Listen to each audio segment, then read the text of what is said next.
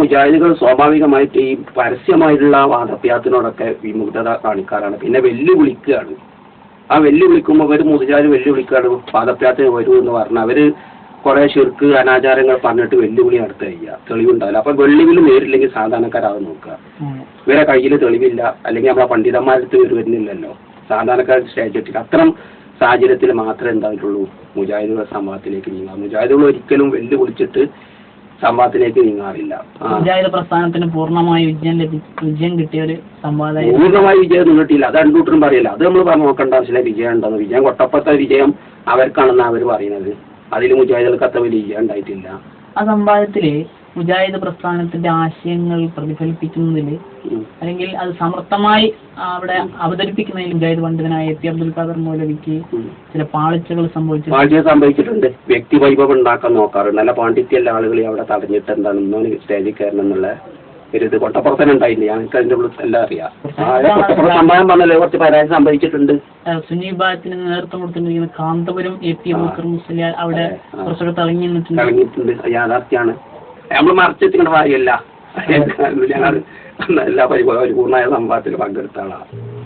സംവാദം ഞാൻ സ്റ്റേജിൽ ഇതൊക്കെ ഞാൻ കുറിപ്പൊക്കെ ഉണ്ടാക്കിയ ഞാനായിരുന്നു. അവതരിപ്പിക്കാനുള്ള വിഷയങ്ങൾ ഞാനും മറ്റേ അലിക്കുമലുമായിരുന്നു. അതിനുള്ള എല്ലാ വിഷയങ്ങളൊക്കെ ഞങ്ങൾ സജ്ജമാക്കിയിരുന്നു. ഞങ്ങളൊന്ന് സംസാരിച്ചിട്ടില്ലെങ്കിലും പക്ഷെ ഞങ്ങൾ ആപ്പിന്റെ ഇതിന്റെ സ്ഥാനത്ത് ഇയാളെ കയറ്റി ചെറിയ മുണ്ടത്തെ. അതെന്താണ് കാരണം? കാരണമൊന്നുമില്ല, ഇങ്ങനെ ചെറിയ മുണ്ട വന്നത്. അതന്നെ ചെറിയ മുണ്ട വന്നതും ചെറിയ മുണ്ട അവിടെ ഞങ്ങൾ ചർച്ചയിൽ ഈ വിഷയമൊക്കെ ചർച്ച ചെയ്യുന്ന സമയത്തൊന്നും അദ്ദേഹമല്ല. അദ്ദേഹം സ്കൂളിൽ പോലുള്ള ആ സമയത്ത് വരിക, അവിടെ ചേരുക പിറ്റേ സ്റ്റേജിൽ. അതിന്റെയൊക്കെ ഫലം സംഭവിച്ചത് കൊട്ടപ്പുറത്ത്. കാരണം ശിർക്കിന്റെ നിർവചനം ചോദിച്ചപ്പോൾ കുറെ ഖുർആന്റെ ആയത്തിനോട് ഓതിച്ചോ പ്രസംഗിച്ചാൽ മതി, തീർക്കാനുള്ള പറഞ്ഞത്. നിർവചനം പറഞ്ഞ സംഭവം ഖുർആനില്ല എന്ന് പറഞ്ഞിട്ട് വിവരിച്ച ആയിരം അതിനും സാധ്യത ഒറ്റ ആയത്ത് മാത്രം ഓതുന്നു. എത്ര 100 ആയത്ത് ഖുർആനിലുണ്ട് തൗഹീദിന്റെ.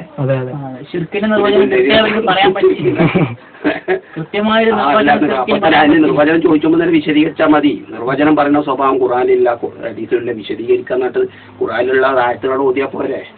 പണ്ഡിതോചിതായിട്ടുണ്ട്. എന്നാലും പണ്ഡിതോചിതായിട്ടും ഇതായിട്ടില്ല, അമർത്തിക്കാൻ സാധിച്ചിട്ടില്ല.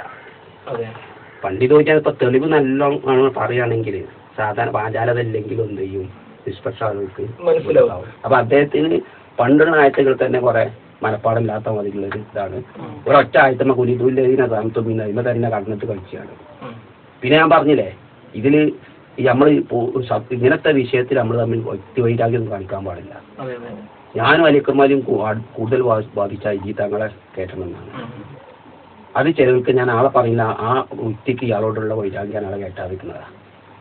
പിന്നെ ചെറിയ മുണ്ടാണെങ്കിൽ ഈ രംഗത്തൊക്കെ പ്രലോഭിച്ചിട്ടില്ല. അദ്ദേഹം ഈ ഞങ്ങൾ പുളിക്കലിരുന്നിട്ട് ചർച്ച ചെയ്യുന്ന സമയത്തൊന്നും അദ്ദേഹം ഒരു നിമിഷ നേരം വരെ ഇതിലില്ല.